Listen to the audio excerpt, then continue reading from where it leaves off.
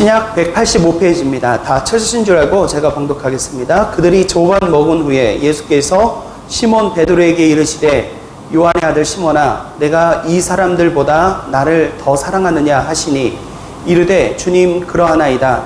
내가 주님을 사랑하는 줄 주께서 아시나이다. 이르시되 내 어린 양을 먹이라 하시고 또 두 번째 이르시되 요한의 아들 시몬아 내가 나를 사랑하느냐 하시니 이르되 주님 그러하나이다. 내가 주님을 사랑하는 줄 주께서 아시나이다. 이르시되 내 양을 치라 하시고 세 번째 이르시되 요한의 아들 시몬아 내가 나를 사랑하느냐 하시니 주께서 세 번째 내가 나를 사랑하느냐 하심으로 베드로가 근심하여 이르되 주님 모든 것을 아시오매 내가 주님을 사랑하는 줄을 주께서 아시나이다. 예수께서 이르시되 내 양을 먹이라. 내가 진실로 진실로 내게 이르노니 내가 젊어서는 스스로 띠뛰고 원하는 곳으로 다녔거니와 늙어서는 내 팔을 벌리리니 남이 내게 띠띠우고 원하지 아니하는 곳으로 데려가리라. 아멘. 네, 오늘 말씀 요한복음 21장 15절부터 18절까지 말씀 부문으로 베드로의 회복이라고 하는 제목으로 함께 은혜 말씀 나누기 원합니다. 자, 우리가 지난 주일 부활주일에는요 예수님의 빈 무덤을 처음 발견하고 부활하신 예수님을 처음 만난 막달라 마리아의 이야기가 기록된 요한복음 20장을 함께 나누었습니다. 자, 예수님의 빈 무덤을 보고 막달라 마리아가 울며 있었습니다. 자, 예수님께서 마리아에게 어찌하여 울며 누구를 찾느냐라고 물으셨지만 막달라 마리아는 그분이 동산지기인 줄 착각하고 예수님이 시신이 어디 있는지를 알면 자신에게 알려달라라고 부탁을 합니다. 자, 예수님이 부활하신 증거의 현장이었던 비어있는 무덤에서 마리아가 울고 있었던 것은 예수님의 부활을 믿지 못했기 때문입니다. 예수님께서 마리아야라고 이름을 부르시자 막달라 마리아는 그제서야 그분이 예수님이라고 하는 것을 알고 예수님의 부활을 확인하게 됩니다. 자, 너무나 기뻐하며 예수님을 붙들고 있는 막달라 마리아에게 예수님은 제자들에게 가서 주를 보았다라고 말하셨습니다. 자, 요한복음 20장에 보면은요, 그 뒤에 예수님께서 제자들과 만나신 이야기가 나옵니다. 자, 예수님이 부활하신 날 저녁에 제자들이 유대인들을 두려워하여서 문을 닫고 있었는데 예수님께서 나타나셔서 제자들에게 손과 옆구리를 보이시며 아버지가 나를 보낸 것 같이 나도 너희를 보내노라 라고 하십니다. 그리고 숨을 그들에게 내쉬시며 성령을 받으라 라고 말씀하셨습니다. 자, 예수님이 갑자기 나타나셔서 제자들은 깜짝 놀랐고 또 아침에 마리아가 얘기해줬던 그 예수님의 부활을 확인하게 되면서 그들은 너무나 놀라우며 기뻐했습니다. 자, 그런데 그 자리에 도마가 있지 않았습니다. 도마는 다른 제자들이 전한 예수님의 부활을 믿지 못했습니다. 8일 후에 제자들이 있는 집안에 예수님이 다시 나타나셔서 도마에게 말씀하셨죠. 내 손가락을 이리 내밀어 내 손을 보고 내 손을 내 옆구리에 넣어보라. 그리하여 믿음 없는 자가 되지 말고 믿는 자가 되라. 자, 예수님의 부활을 끝까지 믿으려 하지 않았던 도마도 자신의 앞에 나타나셔서 손바닥의 상처와 옆구리에 그 상처를 보여주시며 부활을 믿으라라고 하는 예수님의 말씀을 듣고서 그도 부활을 믿게 됩니다. 자, 그리고 이 이야기, 도마의 이야기까지 나온 후에 21장 30절에 자, 이런 구절이 나오죠. 함께 읽겠습니다. 시작. 예수께서 제자들 앞에서 이 책에 기록되지 아니한 다른 표적도 많이 행하셨으나 오직 이것을 기록함은 너희로 예수께서 하나님의 아들 그리스도이심을 믿게 하려 함이요 또 너희로 믿고 그 이름을 힘입어 생명을 얻게 하려 함이니라.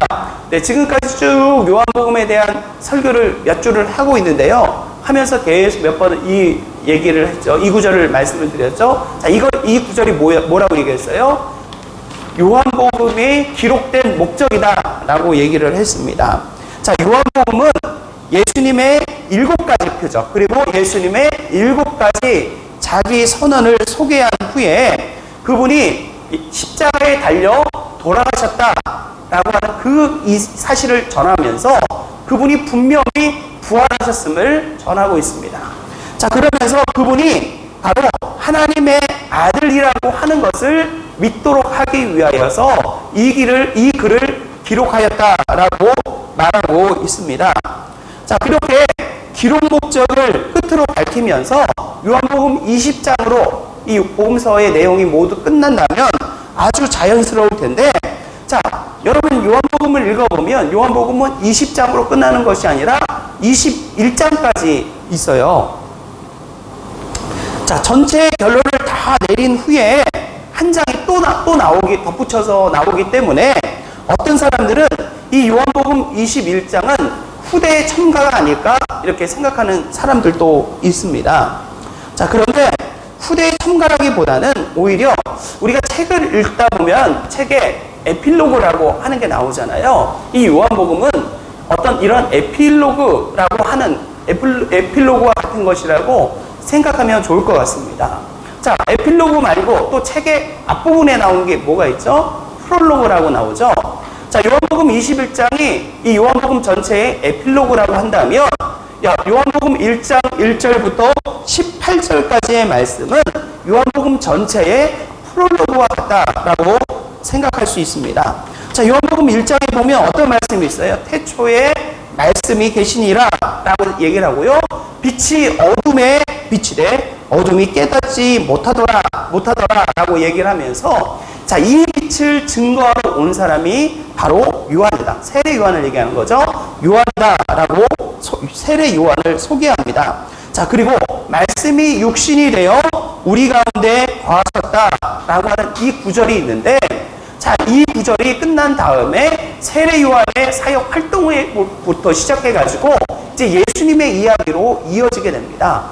자, 그래서 이 요한복음 1장 1절부터 18절에 있는 말씀은 요한복음 전체의 어떤 프롤로그, 그 전체 이야기를 설명을 해주고 독자들로 하여금 그 이야기를 좀 더 잘 이해하도록 만들기 위해 붙여진 그런 프롤로그라고 할 수 있고, 이 에필로그는 얘기가 다 끝났지만 그 뒤에 독자들의 이해를 돕기 위해서 또는 독자들에게 하고 싶은 말을 전하기 위해서 붙여진 어떤 에필로그라고 말할 수 있을 것입니다. 자, 그래서 앞뒤로 이렇게 프롤로그와 에필로그가 붙어있는 그런 구조라고 볼 수 있죠. 제가 옛날 어렸을 적에 매월마다 발행되는 소년 잡지가 있었습니다. 아마 저랑 연배가 비슷하거나 저보다 나이 많으신 권사님들은 기억하실 거예요. 옛날에 소년중앙, 어깨동무 또는 또 보물섬 이런 잡지들이 있었어요. 저희 아버지가 제가 어렸을 때 종종 이런 사다 주셨던, 그래서 제가 재밌게 봤던 그런 기억이 있는데요. 그런데 이 소년중앙 같은 책을 보면 본책이 있고요. 거기 따라오는 별책이 있습니다. 별책 부록이라고 하는데, 제가 이 별책 부록을 유난히 좋아했어요. 왜 좋아했을까요? 이 별책 부록은 다 만화로 돼 있었거든요. 그래서 제가 어릴 때부터 만화 있는 거를 너무 좋아했기 때문에 이 별책 부록을 특별히 더 재미있게 읽었던 기억이 있습니다.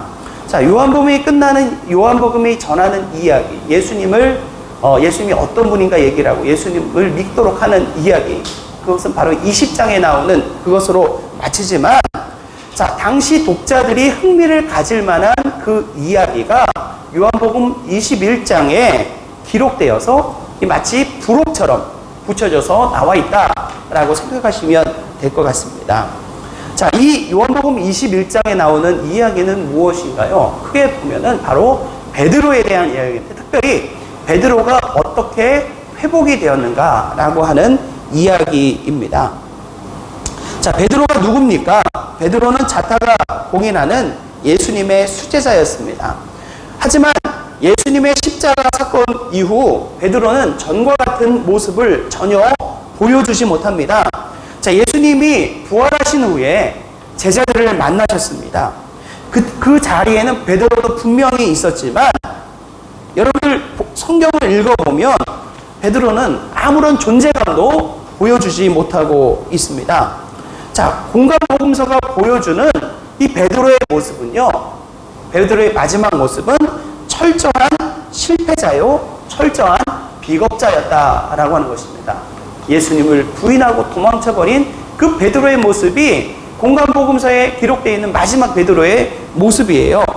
자, 아마 이 공간복음서를 읽는 이제 초대교회 성도들에게는 아마 이런 물음이 생겼을 것 같습니다. 자, 어떻게 이런 실패자였던 베드로가 지금 교회의 기둥이라고 불리는 사도로 존경받을 수 있게 있는 것인가?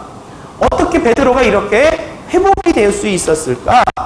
자, 이런 생각을, 이런 궁금증이 들지 않았겠습니까? 자, 이런 궁금증이 특별히 사람들이 관심을 가지는 이유가 무엇일까요? 자, 지난번에 요한복음에 대해서 이야기하면서 얘기했어요. 요한복음이 기록되었던 당시의 상황을 이해를 해보자라고 얘기했죠. 자, 사도 요한이 이 요한복음을 기록했던 당시의 상황은 어떤 상황입니까? 사람들이 신앙으로 인해 박해를 당하던 그런 상황입니다. 신앙 때문에 핍박을 당하고 신앙 때문에 그들이 어려움을 겪던 그 시대를 살아갔던 사람들에게 베드로와 같이 흔들리는 그런 유혹에 흔들리는 사람들이 분명히 있었을 것이고요. 어쩌면 베드로와 같은 실패를 이미 경험한 사람들도 있었을 것입니다. 실패한 베드로가 어떻게 회복되었을까 궁금해하는 사람들에게 이 요한은 공간복음서에는 나오지 않는 이야기를 부록으로 덧붙여서 들려주고 있는 것입니다.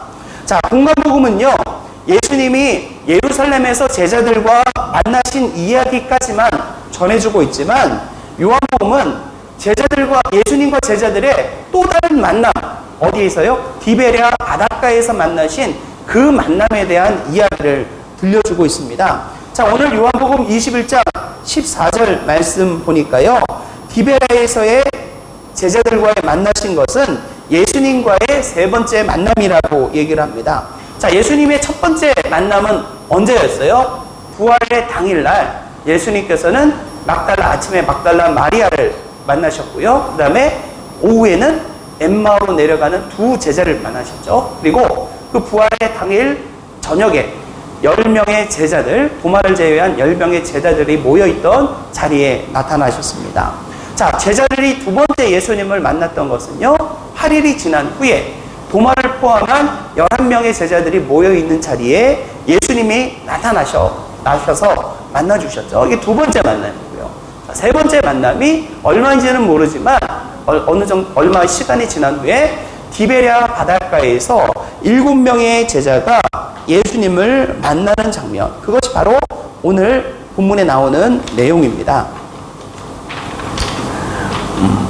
자, 거기 보면은 디베랴 바닷가라고 되어 있는데요. 이 디베랴 바다는 갈릴리 바다의 또 다른 이름입니다. 갈릴리 호수 남쪽에 디베랴라고 하는 도시가 있습니다. 오늘날에도 보면은 이스라엘에 가보면 그 티베리아스라고 하는 이름의 도시가 있는데 바로 그곳입니다. 헤롯 대왕이 로마 황제인 티베리우스의 이름을 따서 새롭게 건설한 도시로 당시 갈릴리 지방의 수도였습니다. 자, 그 때문에 이 갈릴리 바다는요, 디베랴 바다라고 하는 이름으로도 불리게 되었습니다.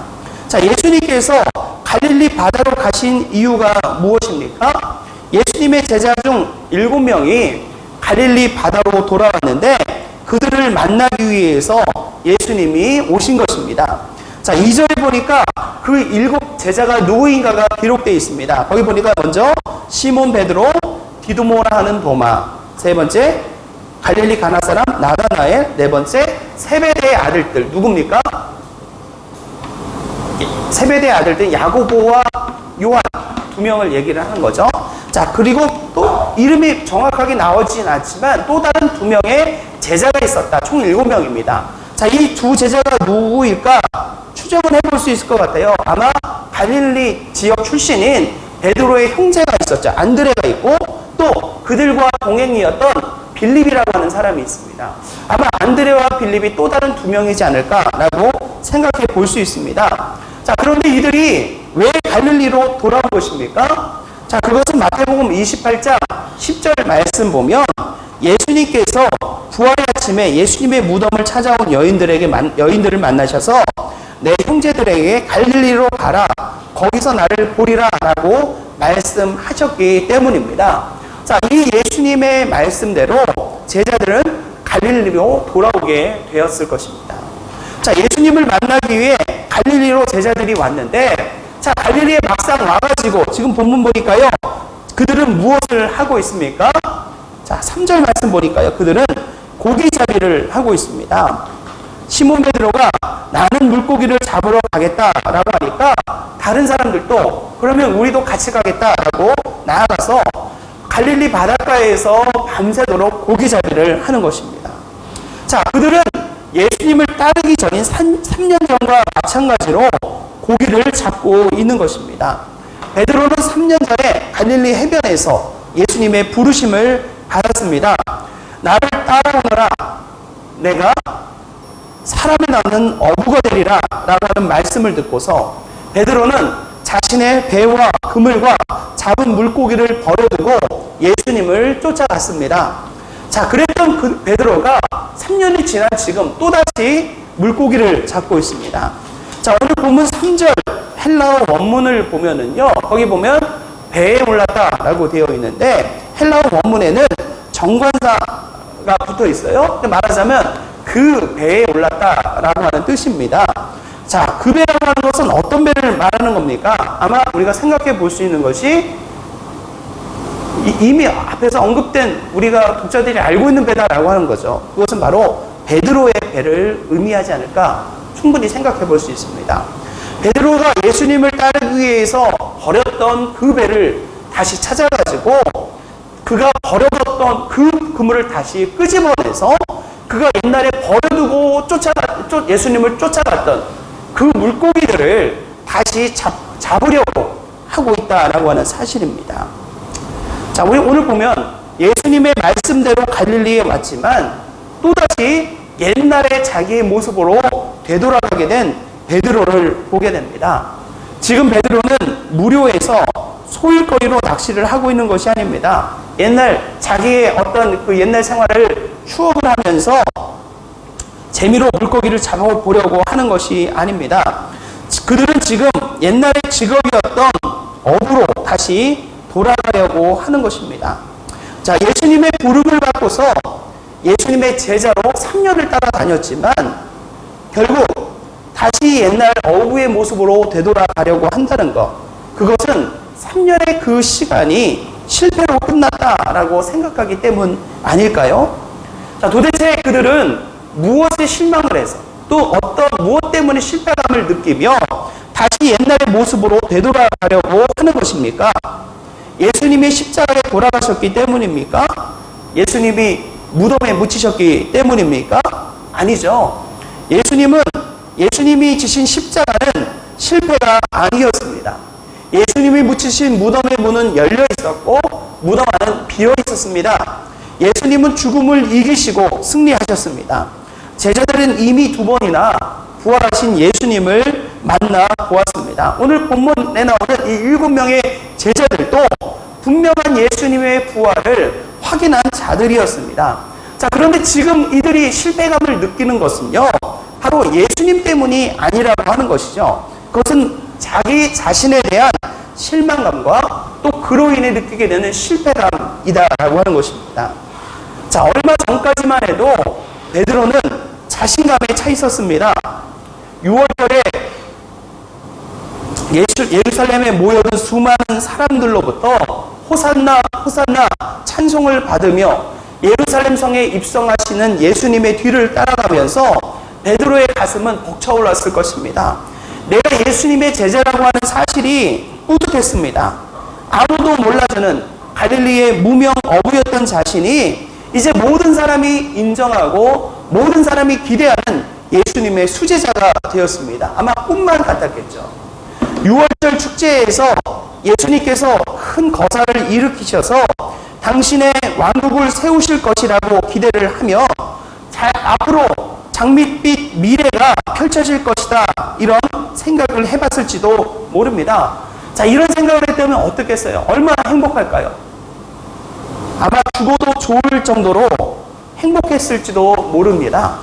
최후의 만찬 석상에서 베드로가 했던 호언장담은 아마 그래서 나오지 않을까요? 야, 이제는 정말 죽어도 요한이 없겠다. 그런 마음 가운데, 그런 흥분 가운데 이런 말을 혹시나 한 것은 아닐까요? 모두 주를 버릴지언정 나는 결코 버리지 않겠습니다. 내가 주와 함께 죽을지언정 저는 주를 부인하지 않겠습니다. 자, 베드로가 이렇게 말을 하지 않았겠습니까? 자, 지금 베드로는 자신이 예수님의 제자라고 하는 사실이 얼마나 자랑스러운데 그 자리를 마다하겠습니까? 자, 이렇게 큰 소리를 치는 베드로에게 예수님께서 말씀을 하십니다. 베드로야, 너는 오늘 밤 닭이 울기 전에 내가 3번 나를 부인할 것이다. 하지만 도가 지나친 베드로의 자신감은요, 예수님의 말씀마저도 부인할 정도였습니다. 무슨 말씀입니까? 제가 죽으면 죽었지 절대로 주님을 버리지 않겠습니다. 자, 베드로가 이렇게 큰 소리를 치자 다른 제자들도 질세라 앞다투어 자신들도 주를 버리지 않겠노라고 다짐을 했습니다. 자, 예수님의 제자라고 하는 그 신분은 그들에게 있어서는 절대로 양보할 수 없는 특권처럼 여겨졌을 것입니다. 하지만 이러한 그들의 터원된 특권의식은 오래가지 못했습니다. 겟세마네 동산에 예수님을 잡으러 온 대제사장의 종들이 손에 칼과 몽치를 들고 나타났을 때 돌처럼 굳은 것 같았던 그들의 다짐은 마치 모래성처럼 허무하게 무너져 내렸습니다. 자, 예수님의 제자라는 신분 때문에 자신들의 생명의 위협을 받게 되자 그들은 자신들의 신분을 내팽개칩니다. 예수님을 버리고 도망을 쳐버립니다. 자, 그들 가운데 가장 비참했던 것은 바로 가장 자신이 넘쳤던 베드로였습니다. 예수님이 겟세마네 동산에서 잡히실 때 베드로는 칼을 꺼내 휘둘러 말고의 귀를 베는 객기를 부리기도 했지만 결국에는 다른 제자들처럼 예수님을 버리고 도망을 쳤습니다. 자, 베드로는 잡혀가시는 예수님을 멀찍이 따라가다가 가야바의 집안에까지 들어갔지만 예수님의 제자가 아니냐며 추궁하는 사람들 앞에서 베드로는 나는 그를 알지 못한다 라고 부인하다가 예수님을 저주까지 하고 말았습니다. 얼마 전까지만 해도 주와 함께 죽을지언정 주를 부인하지 않겠다라고 큰소리쳤던 모습은 온데간데가 없었습니다. 자, 세 번째로 예수님을 부인하는 순간에 닭의 울음소리가 들렸습니다. 예수님은 마지막 만찬 자리에서 베드로에게 하신 말씀이 있죠. 내가 오늘 닭이 2번 울기 전에 내가 나를 3번 부인하리라. 자, 문득 이 닭소리를 듣는 순간 베드로에게는 이 예수님의 말씀이 생각났습니다. 그래서 눈을 돌려가지고 예수님을 바라보다가 순간 베드로의 가슴이 덜컥 내려앉았습니다. 자, 예수님이 베드로를 바라보고 계셨기 때문입니다. 예수님과 눈이 마주친 베드로는 그곳에 그냥 있을 수가 없었습니다. 밖으로 뛰쳐나가서 땅에 엎드려 울었습니다.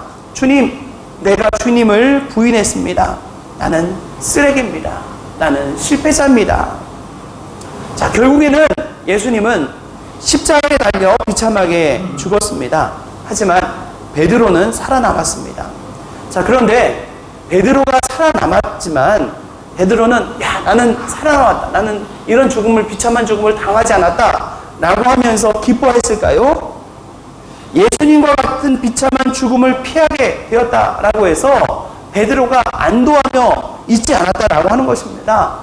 자, 살아도 사는 것이 아니었을 것입니다. 아니, 오히려 죽고 싶었을 것입니다. 어쩌면 가룟 유다처럼 스스로 목매달고 죽어버린 편이 더 속편하게 느껴졌을지도 모릅니다.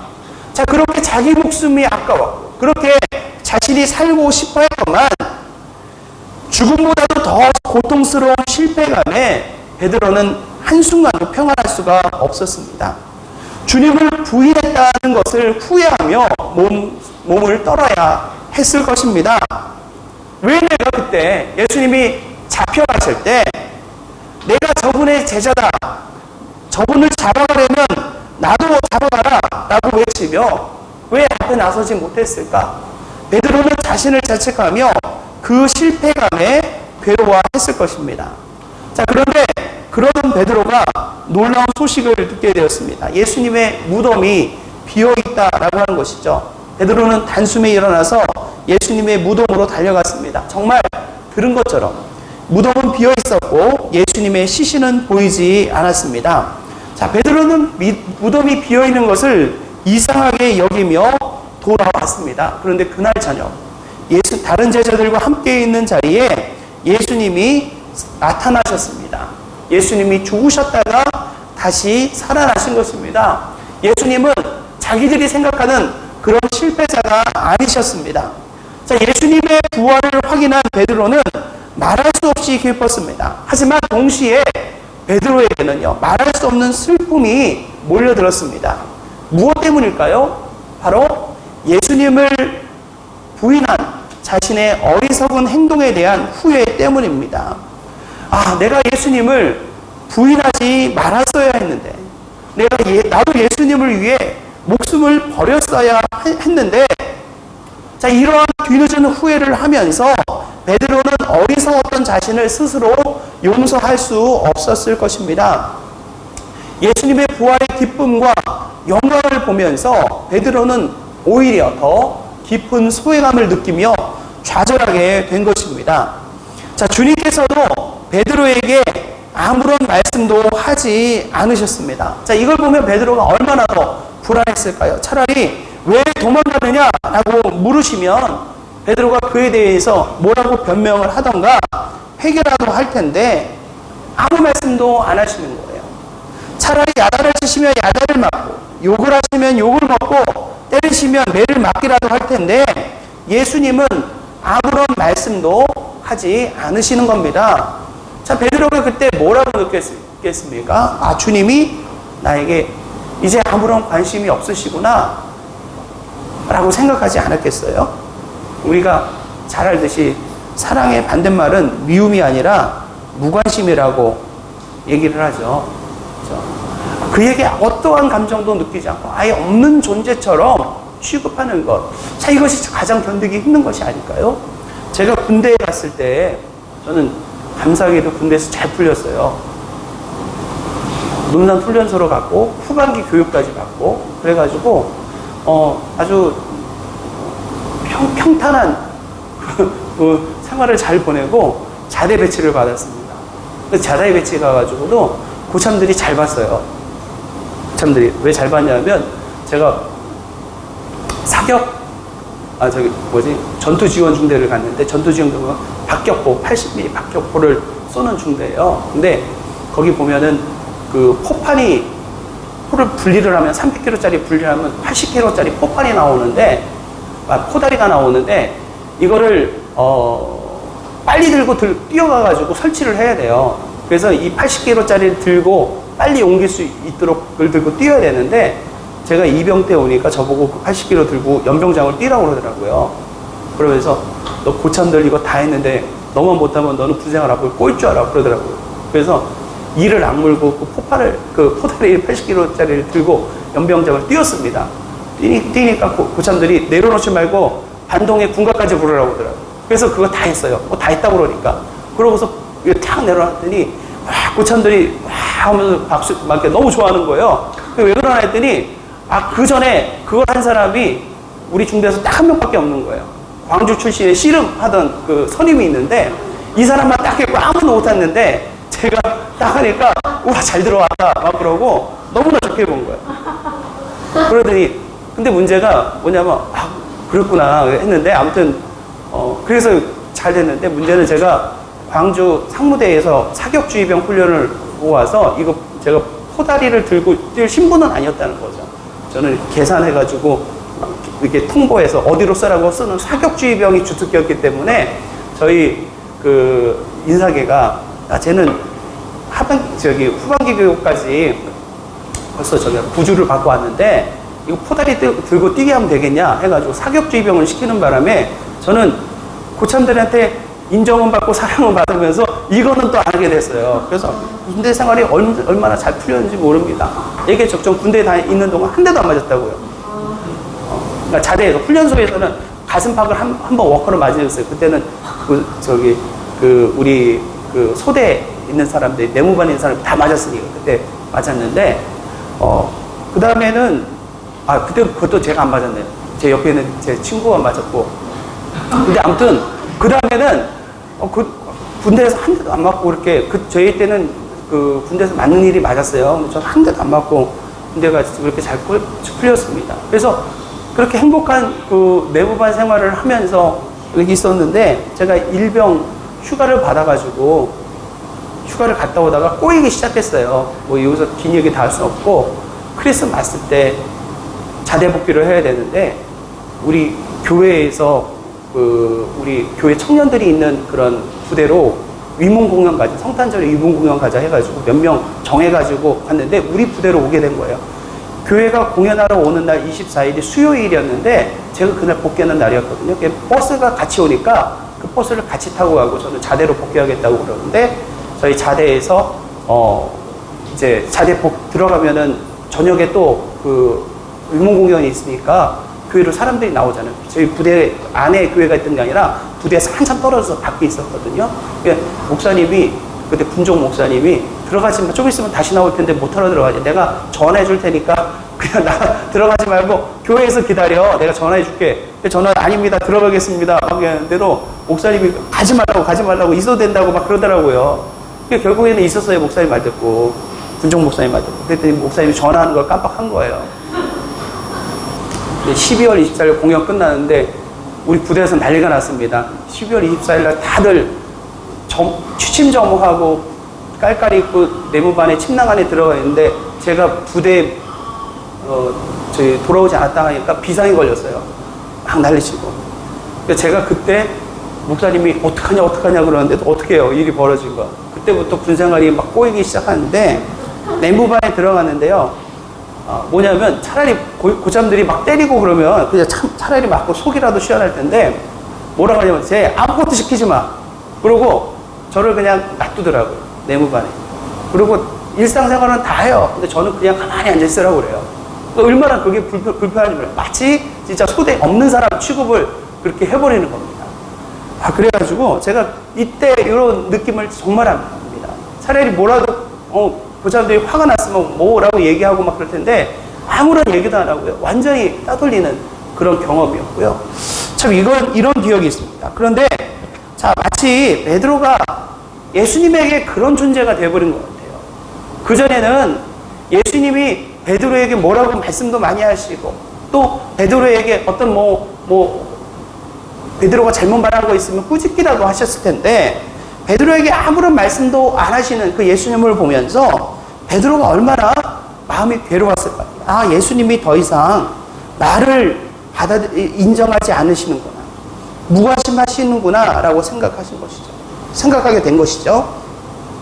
자, 갈릴리로 가라라고 하신 예수님의 말씀대로 고향인 갈릴리로 돌아왔지만 베드로는 스스로에 대한 이러한 거절감으로 괴로워합니다. 나 자신도 나 스스로를 용서할 수가 없는데 예수님이 나를 용서하실 수 있겠는가? 예수님도 내가 제자로 머물러 있는 것을 원하지 않으실 거야. 자, 베드로는 이런 생각을 하게 되었을 거예요. 아마 그래서 베드로는 동료들에게 이야기를 할 것입니다. 나는 물고기를 잡으러 가겠다. 자기에게 남은 길은 다시 옛날의 생활로 돌아가는 그 길밖에 없다라고 생각했습니다. 자, 그런데 다른 제자들도 베드로를 따라 가겠다고 나섭니다. 자, 왜요? 다른 제자들도 사실 보면 예수님이 잡히실 때 똑같이 도망쳤던 사람들 아닙니까? 베드로의 입장과 별반 다를 것이 없었기 때문입니다. 자, 실패자의 초라한 모습으로 그들은 고향 갈릴리로 돌아왔습니다. 그런데 그들의 실패는 거기에서 끝나지 않았습니다. 자, 그들이 옛날 생활로 돌아가서 밤이 새도록 갈릴리 바다에서 그물을 던졌지만 한 마리도 잡지 못한 것입니다. 자, 그들은 또다시 실패감이 밀려왔습니다. 야, 이게 뭐라는 말인가? 이제는 우리는 이런 것도 할 수 없다는 건가?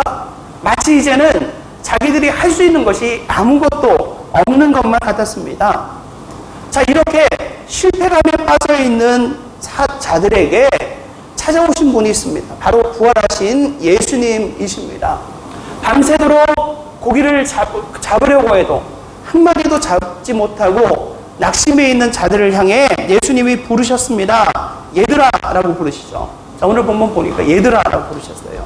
자, 얘들아 라고 하는 것은요, 보통 어린아이를 부르시는 그런 호칭입니다. 그런데 그 음성은 이 녀석들 하고 꾸짖는 목소리가 아니라 사랑을 담아 부르시는 음성입니다. 자, 요한복음 21장 보면은요, 5절 말씀 읽어보니까요, 얘들아 너희에게 고기가 있느냐? 자, 주님이 물으시죠. 너희에게 고기가 있느냐? 이 이야기는 뭐냐면 헬라 원어를 보면 예수님께서는 고기가 없다라고 하는 것을 전제를 하고 물으셨다라고 하는 사실입니다. 자, 무엇을 뜻합니까?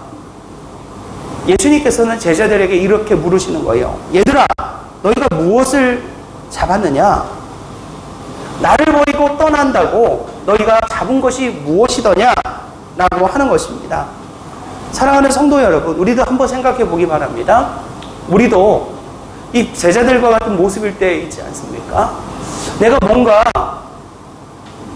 얻기 위해서 정말 주님을 떠나야겠구나. 내가 주님 때문에 이것을 놓쳐서는 안 되겠다. 혹은 신앙 때문에 이것을 놓쳐서는 안 되겠다. 라고 해가지고 주님 곁을 떠나고 우리의 신앙을 버리고 그랬던 적은 혹시 있지 않으십니까? 자, 그런데 과연 그렇게 신앙을 버리고 주님을 떠나서 여러분들이 얻은 것이 무엇입니까? 오늘 말씀을 보면은요, 아무것도 잡은 것이 없다라고 하는 것입니다. 뭐 좀 있는 것 같은데 돌아보니까 그게 아무것도 아니라고 하는 거예요.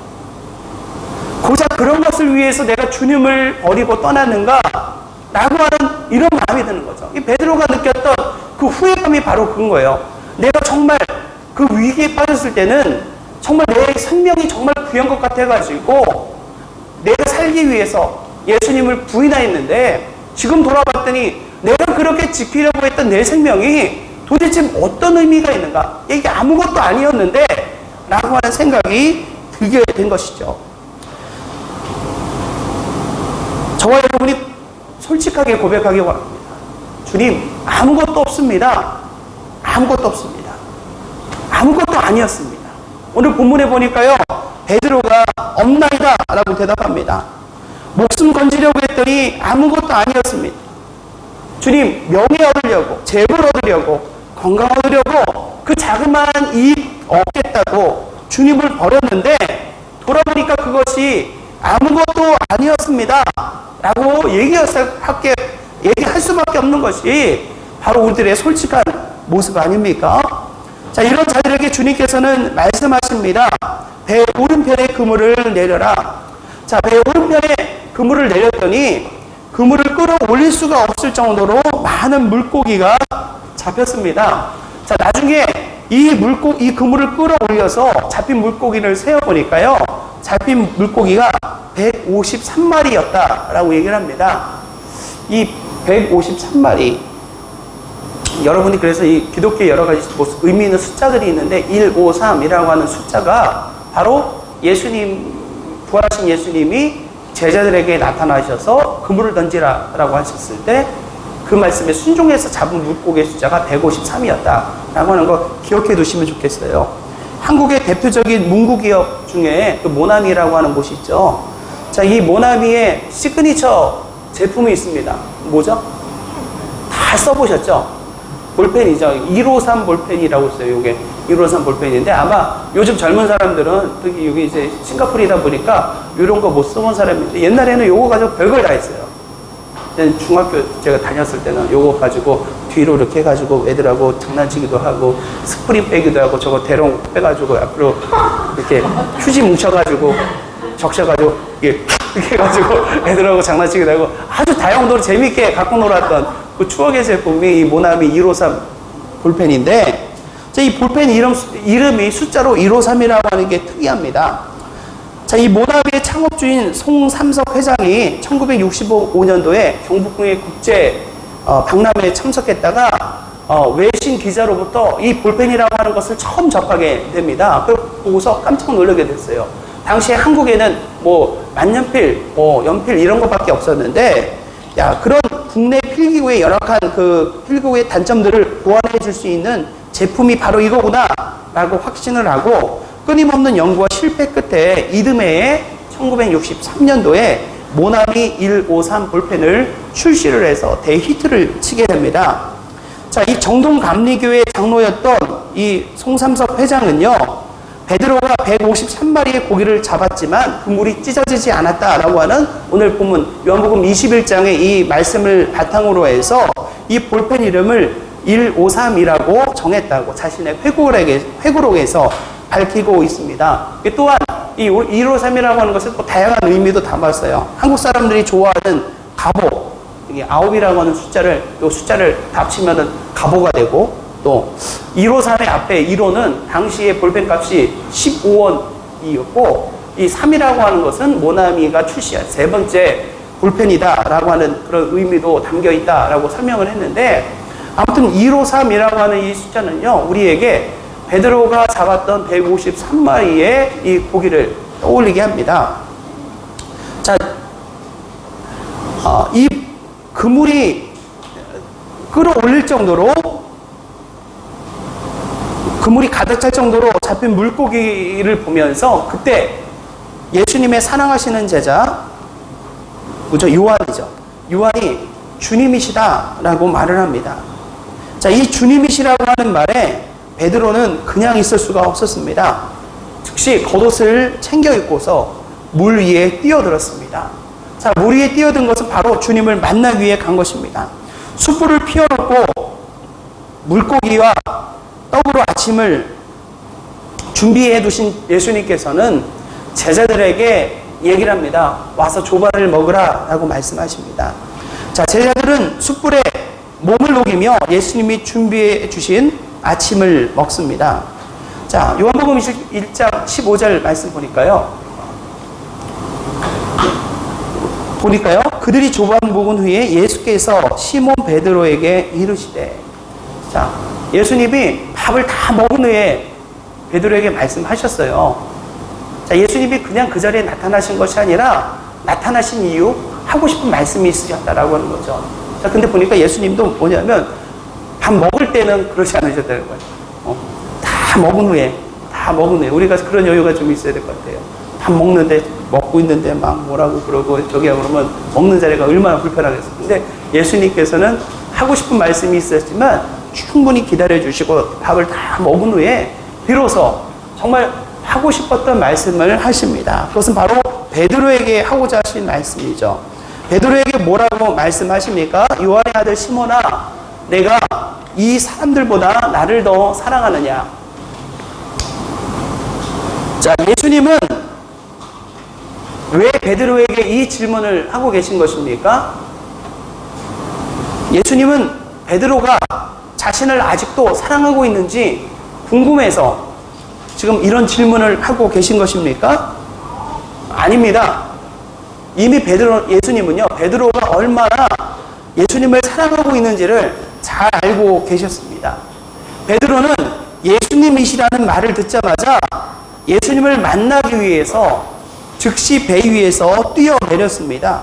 처음에 예수님이 베드로를 부르셨을 때 그 장면을 보세요. 베드로가 모든 것을 버려두고 예수님을 다 버려두고 예수님을 따라 나섰던 것처럼 지금 베드로는요, 예수님에 가기 위해 모든 것을 뒤로 하고 물로 뛰어들었습니다. 아마 다른 제자들은 많이 잡힌 그 그물 때문에 그물을 끌어올리느라고 예수님에게 못 갔을 거예요. 그런데 베드로는 예수님이라고 하는 것을 깨닫자마자 바로 모든 것을 다 뒤로 하고 즉시 물속으로 뛰어들었습니다. 이것은 바로 베드로가 얼마나 예수님을 사랑하고 있는지를 보여주고 있는 것입니다.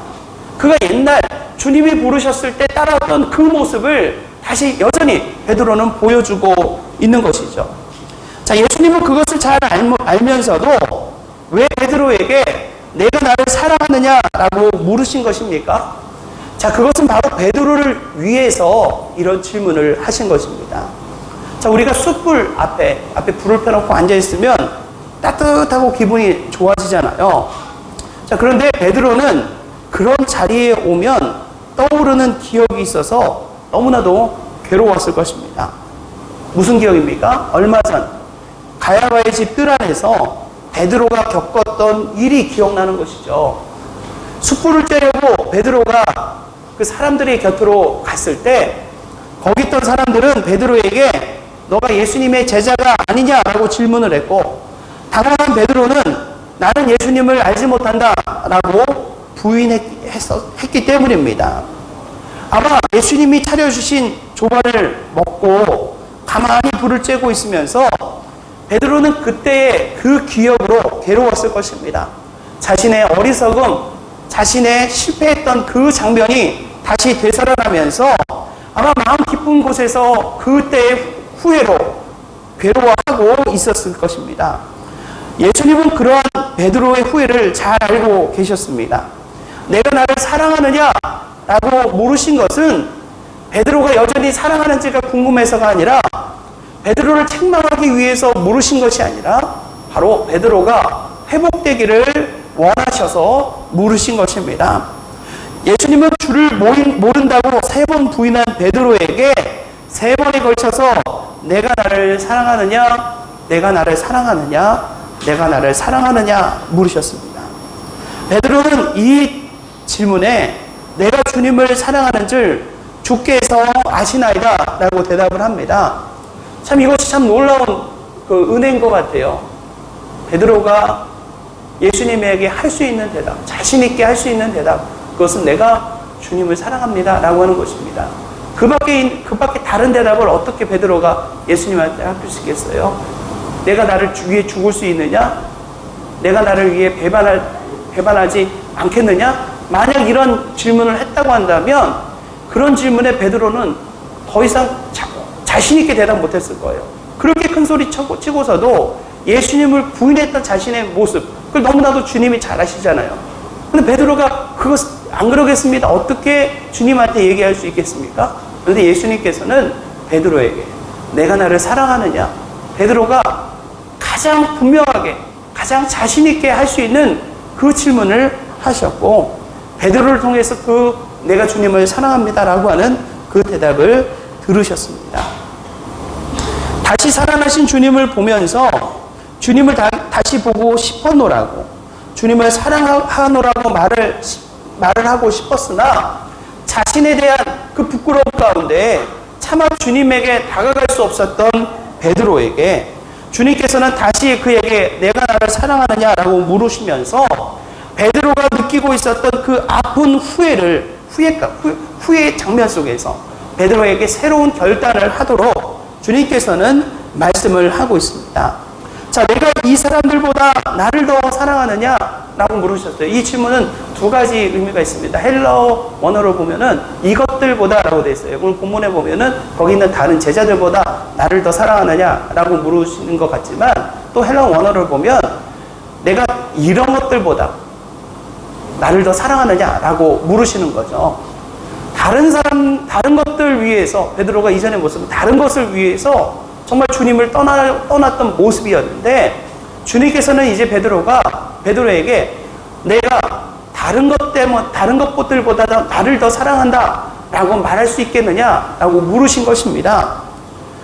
자, 예수님이 아닌 다른 것을 더 사랑했던 베드로는요, 결국 그 후회스러운 결정 때문에 괴로워했습니다. 그런데 또다시 물으시는 이 예수님의 질문 앞에 베드로는 자신 있게 대답했죠. 주님, 내가 주님을 사랑합니다.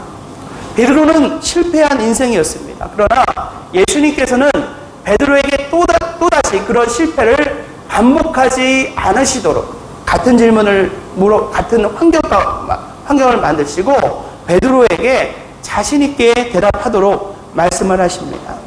인생의 실패자로 패배의식 가운데 무력하게 살아갈 수밖에 없었던 베드로는요, 이런 주님을 통하여서 다시 한번 새롭게 회복되는 계기가 일어나게 됩니다. 자, 오늘 아까 얘기했듯이 왜 사도 요한은 이 요한복음 21장의 이야기를 특별하게 또 이 부록으로 기록을 하고 있을까요?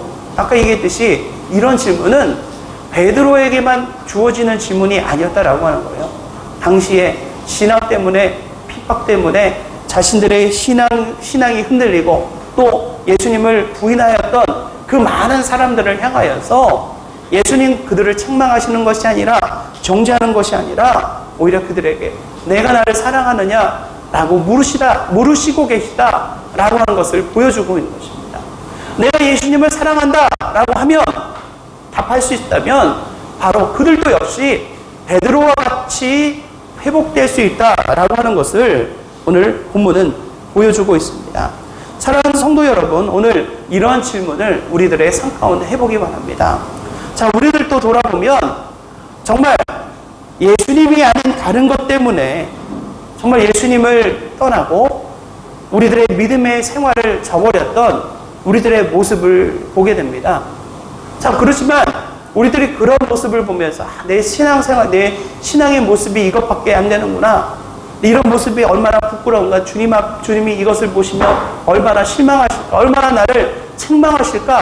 이런 생각에 머물러 있을 것이 아니라 주님께서는 그런 우리들에게 물으시는 질문. 내가 나를 사랑하느냐라고 하는 이 질문을 물으신다는 것을 알고 우리도 베드로와 같이 얘기할 수 있어야 하겠습니다. 주님, 내가 주님을 사랑합니다. 내가 주님을 사랑합니다.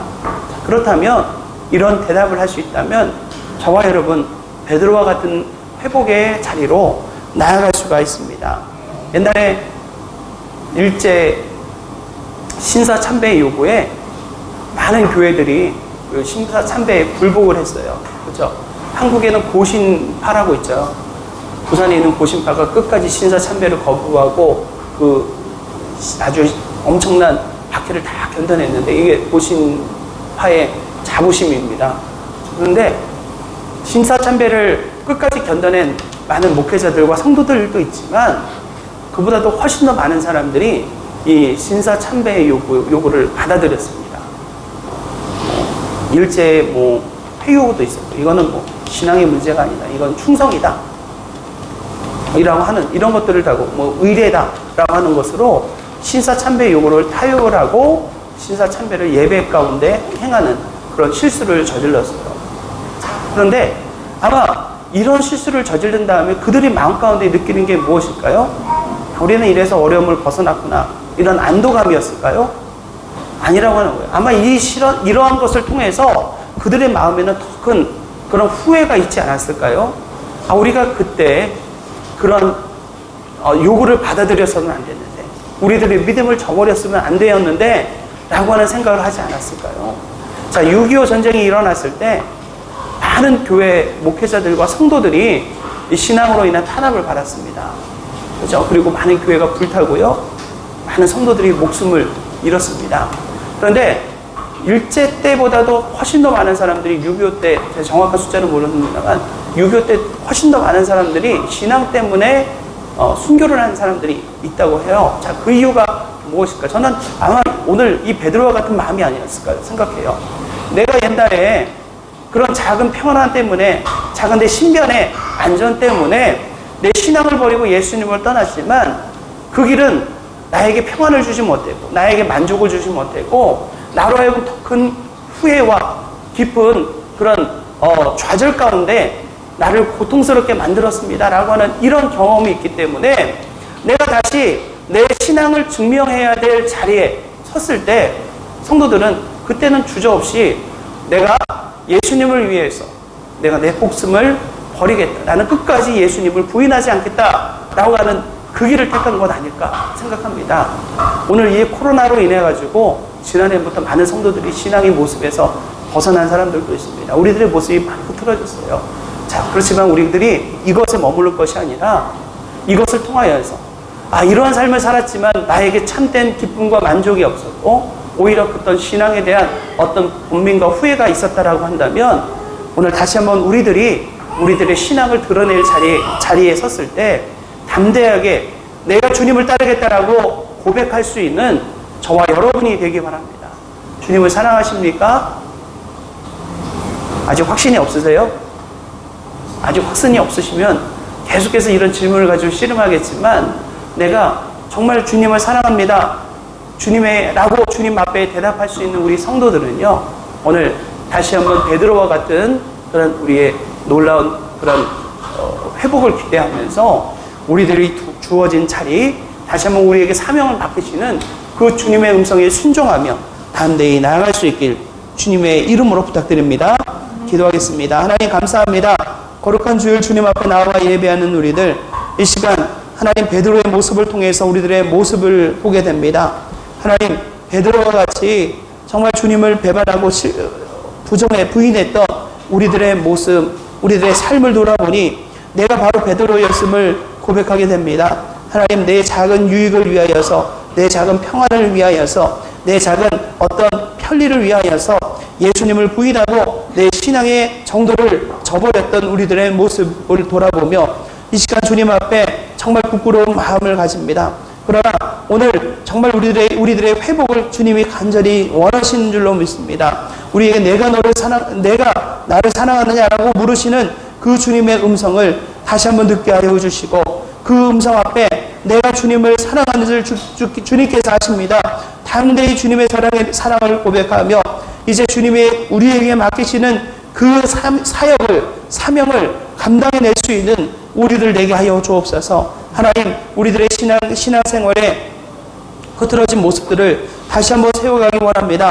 정말 베드로와 같이 온전히 회복되는 모습을 허락하여 주셔서 연약한 자들에게 다시 한번 주님의 이름으로 권면하고, 또 우리들의 삶으로 그들에게 우리들의 믿음을 드러내며 아름다운 모범을 보일 수 있는 우리 성도들 되게 하여 주시고, 우리들 정말 주님 앞에 마지막 섰을 때 주님 앞에 칭찬받을 수 있는 주님의 그 제자들 될 수 있도록 주님 인도하여 주시옵소서. 예수 그리스도의 이름으로 기도합니다. 아멘. 자신했던 우리들의 신앙의 모습이 무너졌다고 해서 오늘 두려워하지 마시기 바랍니다. 내가 또 이런 문제 앞에서, 어려움 앞에서 내가 또 주님을 모른다고 부인하면 어떡하나, 과연 주님이 나의 이런 모습을 보시면 뭐라고 하실까, 이런 마음이 혹시 있습니까? 오늘 내가 나를 사랑하느냐라고 물으신 주님, 바로 우리들의 회복의 출발점이 주님을 사랑한다라고 하는 그 고백이 있음을 기억하면서 오늘 함께 이 찬양 부르면서 함께 주님에 대한 우리 사랑을 분명하게 고백하기 원합니다. 주님, 나는 부족합니다. 나는 실패했습니다. 나는 하나님 너무나도 연약합니다. 그러나 내가 주님을 사랑하는 그 분명한 사실, 하나님 이것만은 주님 앞에 고백합니다. 하나님, 이런 나를 다시 한번 붙잡아 주시고 주님 은혜 가운데 나아가게 하여 주옵소서. 함께 고백하면서 오늘 베드로와 같은 삶의 그런 전환이, 회복이 저와 여러분 가운데 있기 원합니다. 요한의 아들 시몬아, 요한의 아들 시몬아, 내가 다른 사람들보다 나를 더 사랑하느냐 하고 주님이 부르셨네. 한 번 더. 요한의 아들 시몬아, 요한의 아들 시몬아, 내가 다른 사람들보다 나를 더 사랑하느냐 하고 주님이 부르셨네. 그때 나는 주께 대답했네. 내가 주를 사랑하는지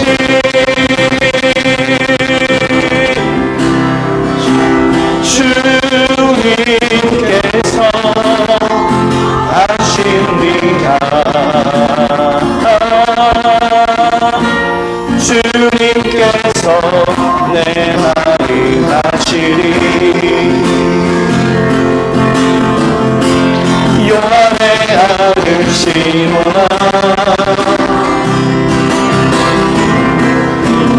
내가 다른 사람들보다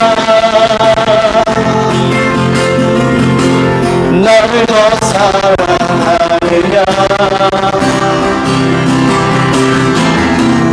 하고 주님이 부르셨네. 내게 오는 많은 양떼, 내게 오는 많은 양떼,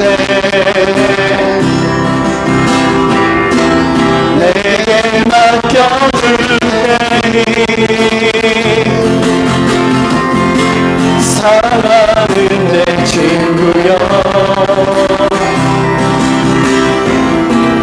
많은 양떼를 따라 그때 나는 주께 대답했네. 내가 주를 사랑하는지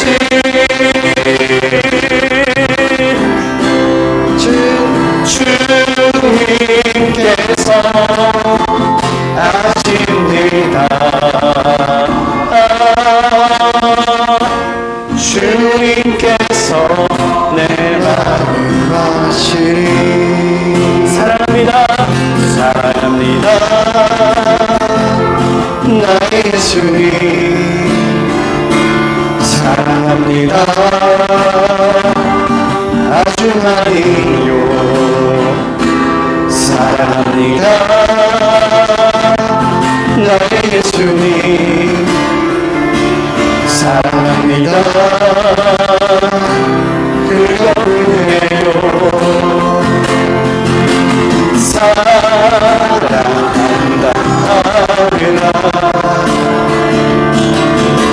내가 너를 사랑하노라.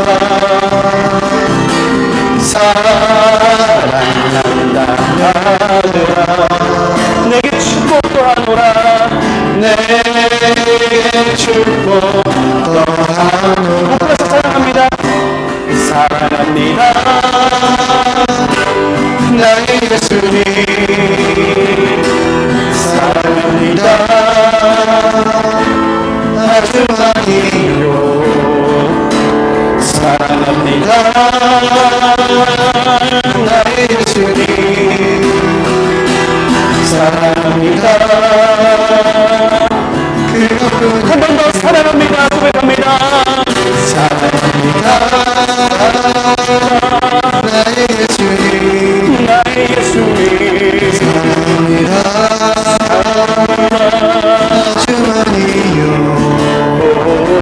사랑합니다. 나의 예수님 나의 예수님 사랑합니다. 그것뿐이에요.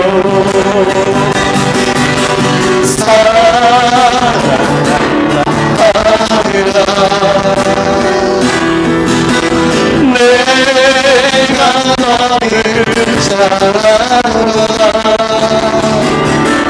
사랑한다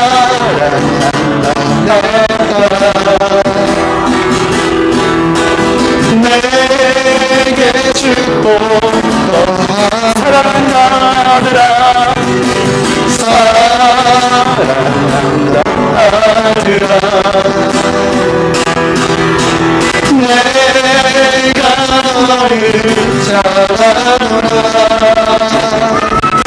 사랑한다 내게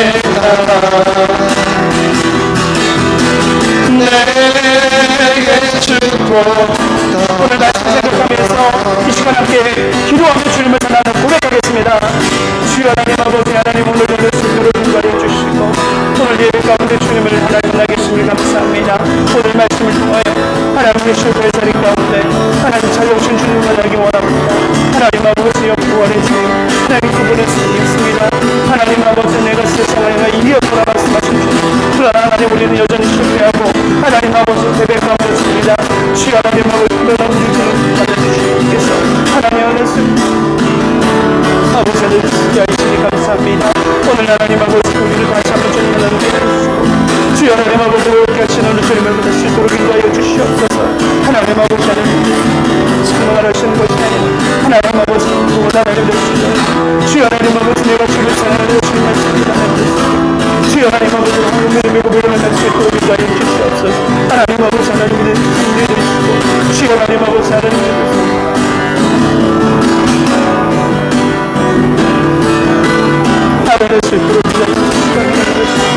주여 하나님 아버지 날 수 있도록 도와주시고 아버지 하나님 구원을 도와주시고 주님 아버지 하나님 예수님 도와주시고 주여 하나님 아버지 하나님 아버지 하나님 기도해 주시옵소서 하나님 아버지 아버지 하나님 주님 아버지 주여 하나님 예수님 사랑을 주여 하나님 아버지 하나님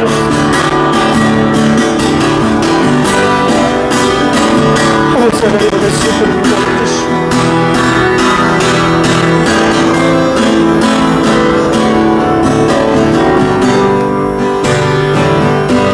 하나님 오늘 이 시간 함께 베드로와 같았던 우리들의 마음을 주님 앞에 고백합니다. 부활하신 주님을 만났지만 베드로가 기뻐하지 못하였던 것처럼 우리가 분명한 부활의 증인이고 또 부활을 목격하였지만 그 부활의 기쁨 가운데 살아가지 못하고 하나님 패배 가운데 하나님 낙심한 가운데 좌절하며 자기에 대한 하나님 그 후회와 원망으로 살아가고 있지는 않습니까? 오늘 내 부끄러운 모습 때문에 주님 앞에 나아갈 수 없었던 우리들의 그 모습을 주님 아십니다. 하나님 그러나 우리 부족한 우리들에게 주님이 다가오셔서 무엇보다 우리가 다시 주님 앞에서 회복되기를 원하시는 줄로 믿습니다. 오늘 내가 나를 사랑하느냐라고 물으셨던 주님, 내가 주님을 사랑합니다라고 주님 앞에 고백하며 다시 한번 우리들이 주님 앞에서 온전히 회복되어지게 하여 주시옵소서. 하나님 철저한 실패자였던 베드로가 정말 놀랍게 회복되었던 것은 바로 주님께서 만나주셨고 바로 주님께서 베드로에게 주님을 사랑한다라고 하면 내 양을 치라라고 하시며 베드로를 다시 한번 믿어주셨던 것을 보게 됩니다. 하나님 우리들이 지나온 모습을 보면 주님 앞에 내세울 것 없고 자랑할 것 없는 부끄러운 모습이지만 내가 주님을 사랑한다라고 고백하며 주님이 우리에게 맡기신 그 사명을 감당하기 위해 나갑니다. 부끄러운 모습 가운데 예수 그리스도의 십자가를 담게 하여 주시고 하나님이 우리들의 인간적인 완벽함으로 하나님 정말 자랑하며 살아가는 인생이 아니라 나의 부족함에도 불구하고 주님 만나주시고 주님 회복게 하여 주셔서 그 주님의 은혜를 자랑하며 살아갈 수 있는 우리들 되게 하여 주시옵소서. 오늘 이곳에 나와 예배하는 우리들 이런 놀라운 회복의 모습들이 하나님 우리들의 신앙의 모습 가운데 있기를 원합니다. 예수님이 아닌 다른 것 때문에 하나님 그 믿음을 버리고 떠났던 우리들 다시 한번 돌아볼 때 그것이 아무것도 아니었음을 고백하며 예수님이 가장 귀한 분이라고 하는 고백, 예수님 가장 사랑한다라고 하는 이 고백을 하며 다시 주님 앞에 나아가오니 주님 아버지 함께하여 주셔서 우리들의 이 진정한 믿음의 고백을 받으시고 또 우리가 마지막 주님 앞에 설 때까지 이러한 고백에 부끄럽지 않은 삶을 살아가도록 우리들에게 힘을 더하시고 능력을 더하여 주옵소서. 이제는 우리 주 예수 그리스도의 은혜와 하나님 아버지 극진하신 사랑하심과 성령님의 감화감동 역사하심의 은총이 오늘 주님 앞에 나와 예배하는 우리들의 삶 가운데 하나님 부족한 모습을 주님께 고백하며 하나님 낙심하고 또 좌절하며 실패감 가운데 빠져 있었던 우리들이 다시 한번 회복되기를 원하시는 그 주님의 마음을 깨닫고 오늘 다시 한번 주님을 사랑한다라고 하는 분명한 고백을 하며 주님께 나아가고자 결단하는 주님의 모든 백성들과 저들의 가정 그리고 함께 세워나갈 이 교회 가운데 지금부터 영원히 함께 하시기를 축원하옵나이다. 아멘.